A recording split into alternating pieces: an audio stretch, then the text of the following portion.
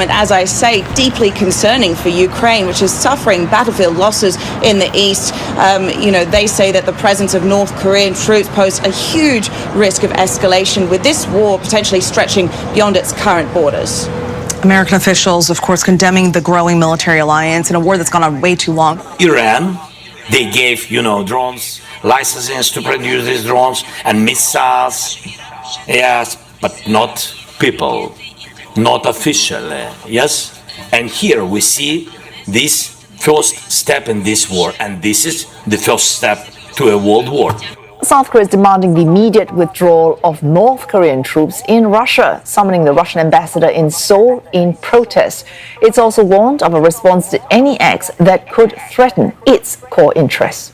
In the meantime, South Korea is the only country to confirm North Korea's deployment of troops for Russia. An official told reporters that responses could be through diplomacy, economic retaliations, or even military action. In addition, the top office says it's opened the possibility of the military cooperation between Pyongyang and Moscow threatening peace on the Korean Peninsula, and possible scenarios are being reviewed. But this is really significant. This could mean, if the North Korean troops are used in combat, that North Korea will be fighting for the first time in its existence in Europe against Ukraine. Volodymyr Zelensky says this could be the first step towards world war. And then there's North Korea as well. North Korean soldiers have reportedly been filmed receiving Russian uniforms and equipment at a training ground at the Kremlin's Far East region over the weekend, Gordon. Ukraine's military intelligence chief has warned that 11,000 North Korean troops stationed in Russia are ready to fight. By November 1st, he says 2,600 North Korean soldiers will also be deployed to Russia's Kursk region, where Ukraine holds a significant amount of territory. So, Gordon, it looks like North Korea is rallying to the call of Russia as well. I'm voting yes on 3 because nobody should be denied care they need. Make Thanksgiving an unforgettable event this year with inspiring designs from Living Spaces. Create a... Shalom. First thing and foremost, I'm going to give all praises and glory and honor that's due to Yahweh Ba'Hashem, Yahweh Shai, Ba'Hashem, Ba'Kakwadash. I'd like to give double honors to the apostles and elders of Great Millstone and Rule Well. Blessings and salutations to the whole elect. Knows in his gospel, broad, lifting up the standard of Yahweh Ba'Hashem, Yahweh Shai, wherever it may be. This is another lesson through the Spirit. This is from Jason A. It says the beginning of World War III. And what's happening is that this is basically the East versus the West. As it tells us in Revelation 16 chapter that the great river Euphrates was dried up, roughly paraphrasing it, so the kings of the East might be prepared. Okay, and we were realizing what we're witnessing is that these nations are taking sides now, as I mentioned in the last video, that basically Israel told America, like, look, man, it's time for y'all to take sides. And by default, we know what side they're going to side with because it's written. The least of the flock should draw them out. And what is it talking about? Into this third world war. So we're witnessing I would say we're getting ready to hit the climax part of the third world, because technically we've been in a third world since the time of the Cold War. Okay, as some scholars still say that we're in the Cold War because the war is not hot yet. Yeah, you have you have particular strikes and preventive strikes on air combat, so to speak, from both sides, destroying each other's weapons cache and facilities and stuff like that. But I haven't really began a full ground war yet. And when the ground war hits, that's when it really shit gets turned up. Okay, in order to really take, you're gonna have to invade from the ground. So I believe that they already have political strategy, not political, but in geopolitics, they already have what they call reconnaissance teams to go in and map out a way how they can invade on the ground. Because when you do a ground invasion, that means that you're looking at checkmate. But things are going to get to the point that nuclear weapons are going to be used in this third world war, because for one thing, this is the will of the Heavenly Father. And second of all, both sides want to protect their interest. Okay, it's to the point the Most High is putting a spirit on these leaders of this world to bring out the nuclear artillery, as we saw Russia. You know, they've been testing their particular nuclear weapons. We saw North Korea, okay, China, Iran, these other nations that basically broadcasting their weaponry. Yet America is still decades behind when it comes to nuclear artillery, though they do have nuclear weapons. But a lot of this shit is outdated. So they have to, America's best advantage in world war is or any war is the air game, which they have that on lock. They have that on lock, stock, and barrel. All right. So matter of fact, let's look this up real quick. Russia's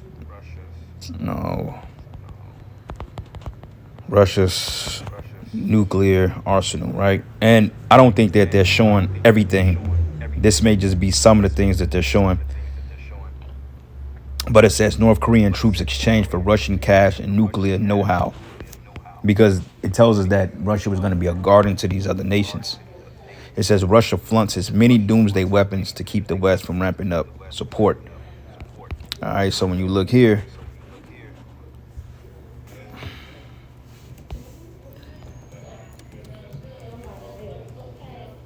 the Russian Federation is known to have possessed three types of weapons of destruction: nuclear weapons, biological weapons, and chemical weapons.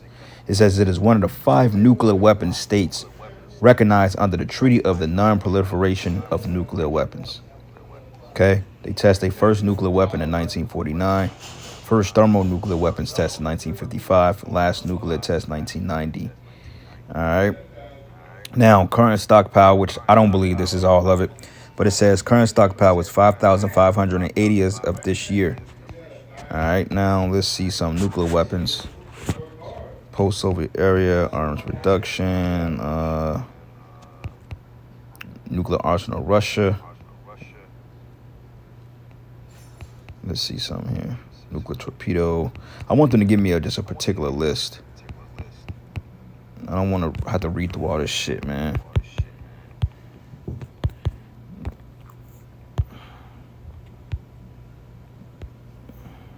Nope, don't want that. Let's try this.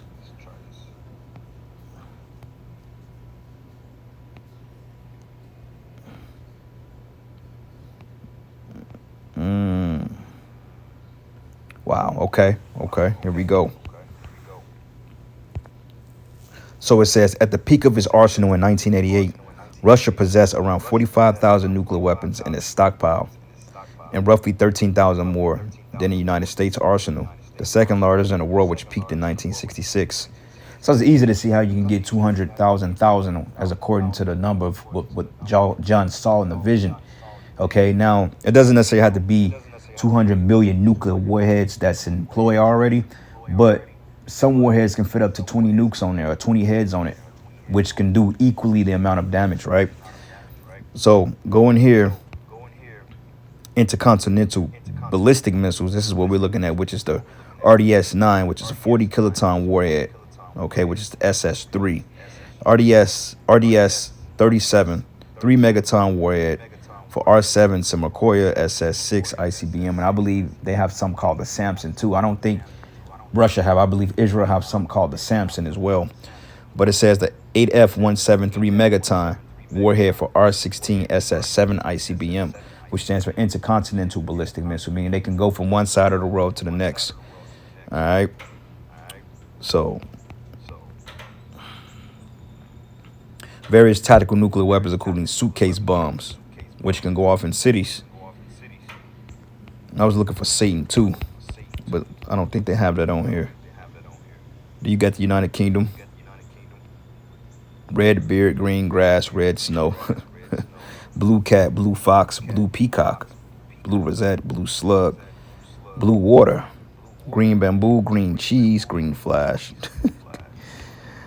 France, warheads, Israel.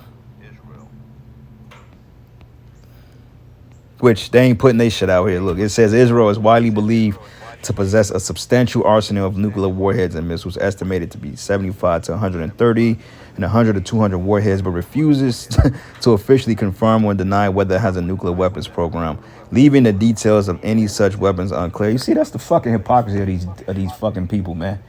Everybody else got to display their shit, but they the only ones that get immunity from having not to display their technology. Like, what makes them so special?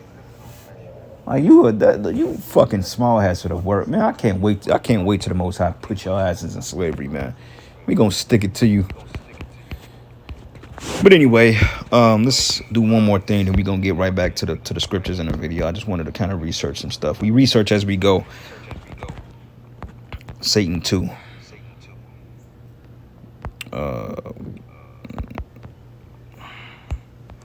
Nuclear bomb. Bomba. All right. Holy shit. Yep, them shit's gonna be launched. Okay, it's called the RS-28 Sarmat, right? It says the RS-28 Sarmat, named after the Sarmatians, NATO reporting name SSX-29. This is what America's afraid of. Often colloquially referred to as Satan II by media outlets, is a three-stage Russian silo-based liquid-fueled HGB capable and of FOBS capable super heavy intercontinental ballistic missile produced by Mayakev Rocket Design Bureau, intended to replace a Soviet R-36 ICBM Russian arsenal. That shit was in service since last year.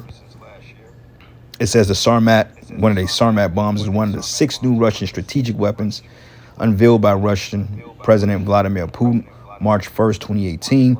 It reads the RS-28 Sarmat made its first test flight on April 22 of 22.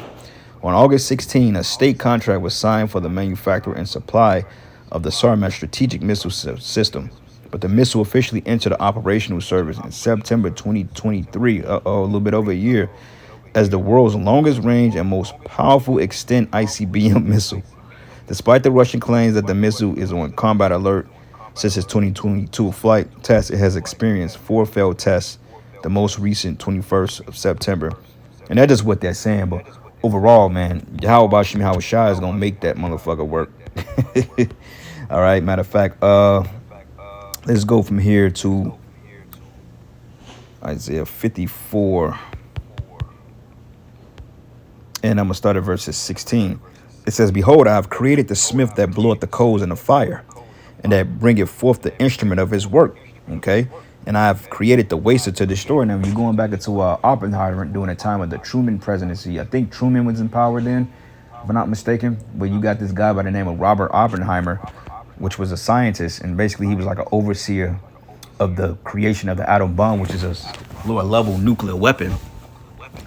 Basically, he had visions of that shit, and he showed like, man, this is a possibility that this will be the weapons or something similar to end all mankind. But what they don't expect is the fact that the Lord is not going to allow this war to get to the point where it's going to destroy the entire world, because as things are going down, Yahweh Bashim Yahweh Shai will intervene, okay? And totally America is going to be totally wiped out, you know? And not only ICBMs will be shot over here, you'll have particular guidance missiles, you'll have torpedo, you'll have all types of shit hitting over here, man. You know what I'm saying? But the ICBMs, they gonna definitely hit, and they gonna lay this place flat. Okay, this place is gonna be totally burnt alive. But it says here, "But behold, I've created the smith that bloweth the coals in the fire, that bringeth forth an instrument for his work. And I've created the waster to destroy." Now, waster is this, it's talking about this Edomite, man. All right, matter of fact, let's look this up. This is in Jeremiah Armory. This is actually, I think this is Jeremiah 51 or 50. The Lord have opened up his armory up. Jeremiah 50 and 25. Yep, and then this is the book of Jeremiah 50. And let's start at verses 22. It says, "A sign of battle is in the land, and of great destruction." How is the destruction going to come? Okay, by these missiles here. You know, and this is what we really should be focused on. Like, fuck all that debate and shit. You know, you got Jake that want to debate. This is the real creme de la creme. This is the real deal. This here is what's getting ready to happen in this world. And the tensions that you're seeing between South Korea, North Korea, China, Russia, Ukraine, Israel, Iran, okay, soon to be Syria, America in the midst of that. This is what's getting ready to shake this whole, this nuclear war, man. All right, all the chess pieces are being put in place for this very event. So while everybody is talking about an election and what we're gonna do for 2025 and all this other stuff and debating the Christians, look, man, this is gonna come suddenly. All right, and before you know it, Yahweh Shai is gonna be on it. He's gonna be on his way back here to gather his elect from the four winds. All right, so this is what we're focusing on. All right, on the destruction of Babylon the Great, because it's overdue. You know. But anyway, it says here, a sound of battle in the land and a great destruction. And that land is talking about in America, man. How is the hammer of the whole earth cut asunder and broken? And that's talking about Esau, well, mainly America, because America has had the nations in fear since the time of World War II, man.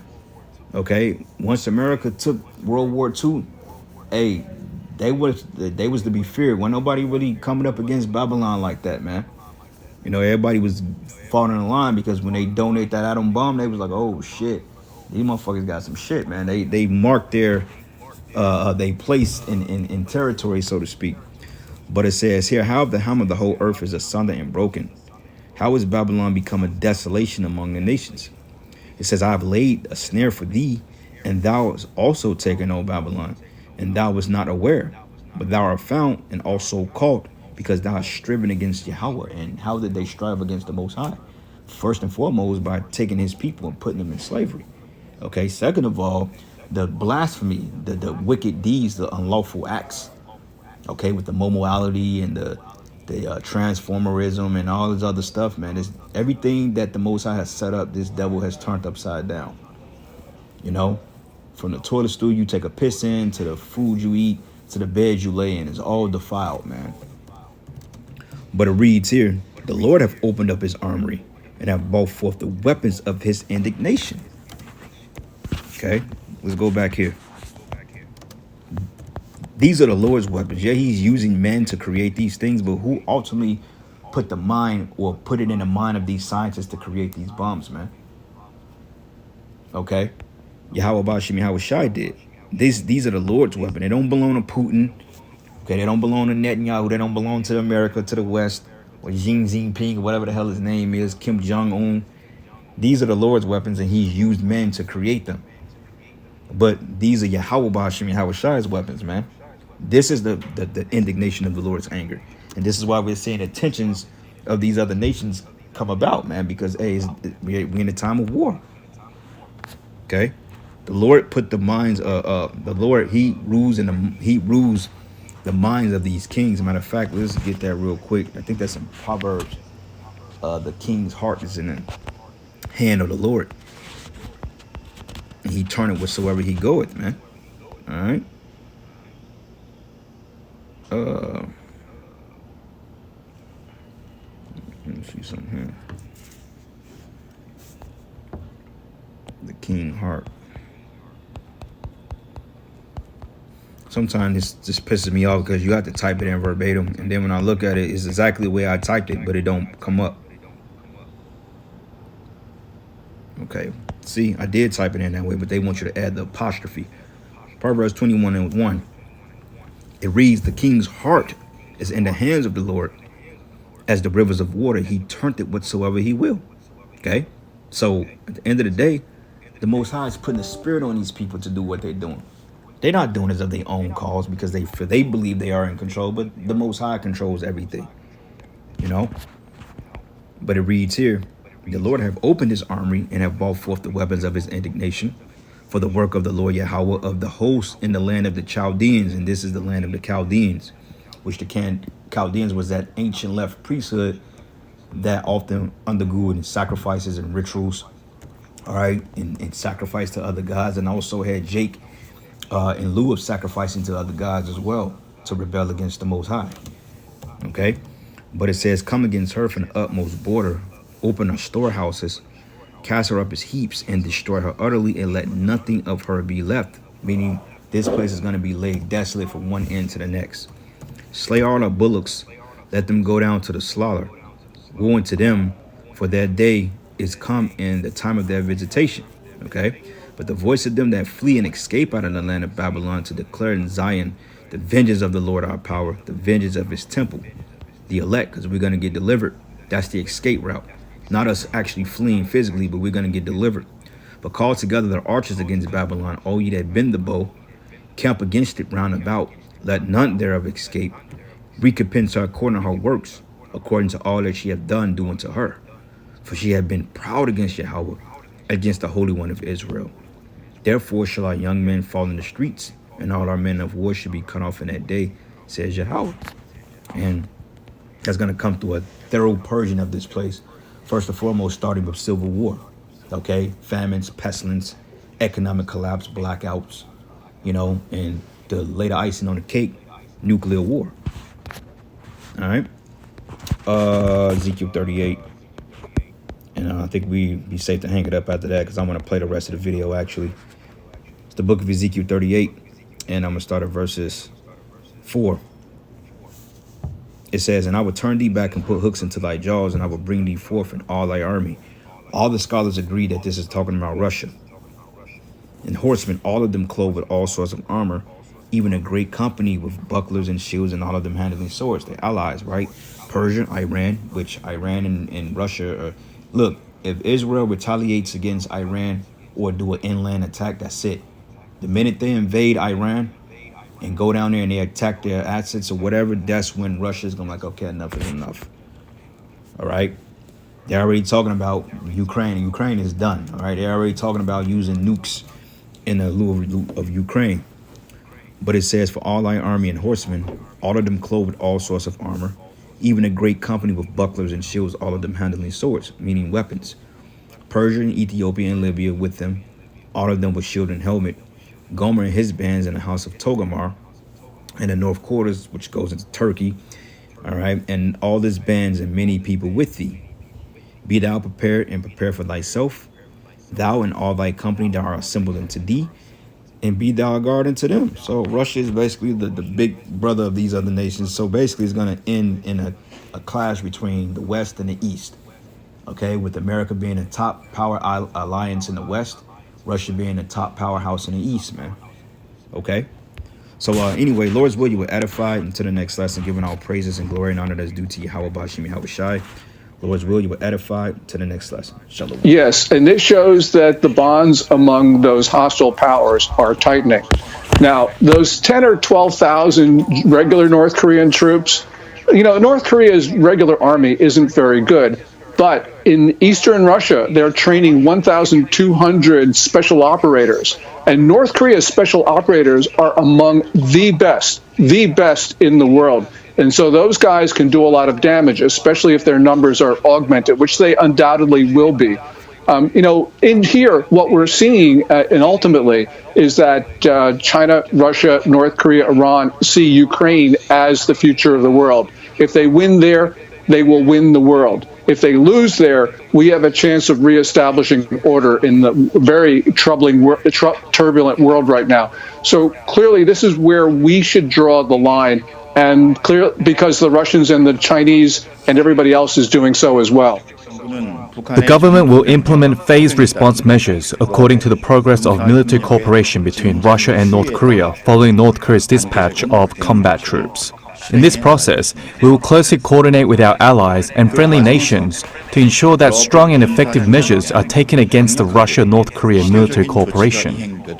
But first, South Korea may consider directly supplying weapons to Ukraine as part of measures to counter military cooperation between North Korea and Russia. Now, Seoul has accused Pyongyang of sending troops to fight for Moscow and is also considering sending personnel to Ukraine to monitor the North's troops. Missourians work hard for their families.